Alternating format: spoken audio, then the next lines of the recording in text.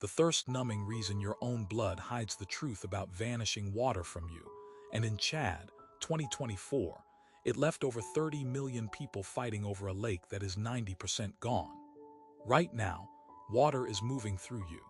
Your body is 60% water, and it never once asks your permission. It hoards what it needs and hides the panic until you are already in trouble. You do not feel thirst until your body is already behind. That same silent theft, resource vanishing before the alarm sounds, is happening to an entire lake in real time on satellite images nobody is showing you. Lake Chad was once one of the largest lakes on Earth. Now it is disappearing, and nobody can fully explain why. Picture a lake so big it touched 4 countries: Chad, Niger, Nigeria, Cameroon.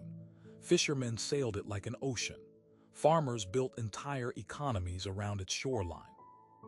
In 1963, Lake Chad covered roughly 25,000 square kilometers, larger than some small nations. Today, in the driest seasons, it shrinks to under 1,500. That is a loss of over 90%. 30 million people depend on what is left of it for drinking water, farming, fishing, survival.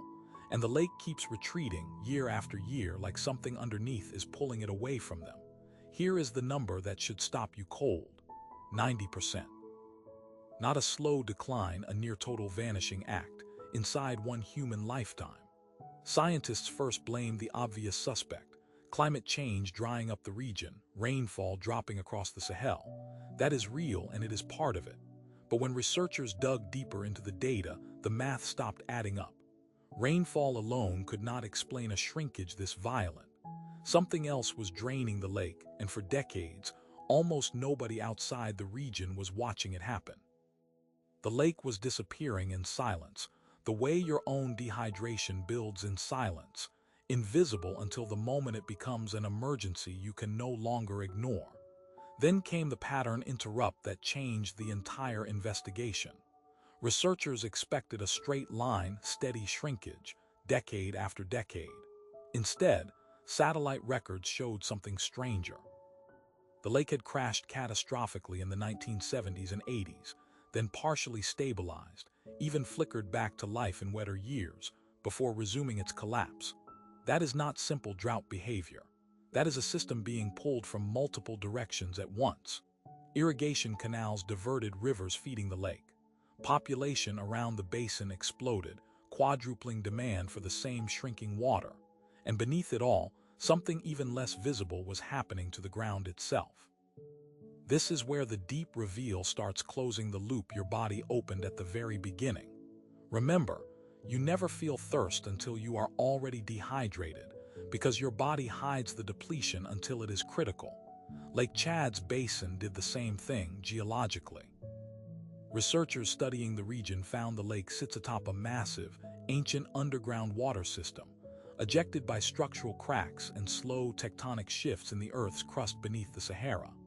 For centuries, that hidden aquifer fed the lake quietly, buffering it against drought.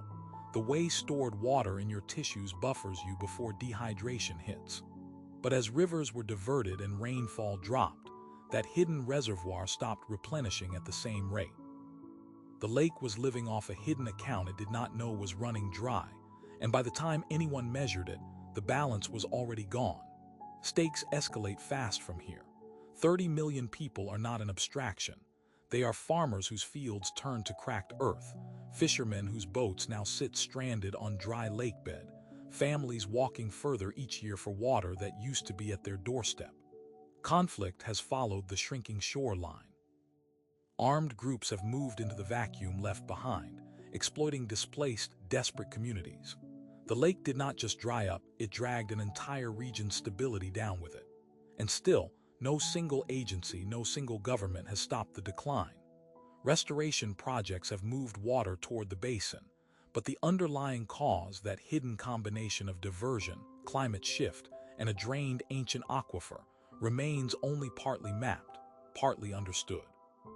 What terrifies hydrologists now is not just Lake Chad. It is what Lake Chad reveals about every lake sitting on a hidden aquifer system nobody has fully surveyed.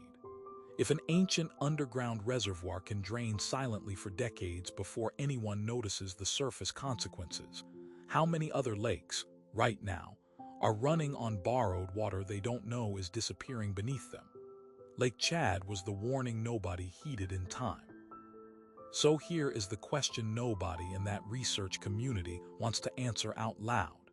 If the hidden aquifer beneath Lake Chad has already been drained past the point of natural recovery, is the lake actually restorable? Or did we already lose it years before we noticed it was gone?